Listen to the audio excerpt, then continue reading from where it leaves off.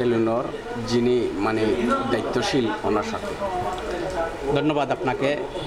আজ বিজিত hair fashion শুভ উদ্বোধন ঘোষণা করছি। আমি কদমতলী এই ব্যবসার প্রতিষ্ঠান খুলছি।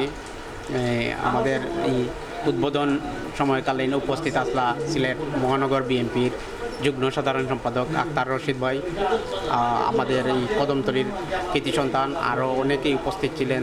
আমাদের সেলুন মালিক সমিতির সাধারণ সম্পাদক উজ্জ্বল রঞ্জন দাদা উপস্থিত ছিলেন, আমাদের ইউনুস ভাই উপস্থিত ছিলেন, আমাদের সাজ্জাদ ভাই উপস্থিত ছিলেন, আমাদের কদমতলীর অনেকেই উপস্থিত ছিলেন, দক্ষিণ সুরমার কৃতি সন্তান।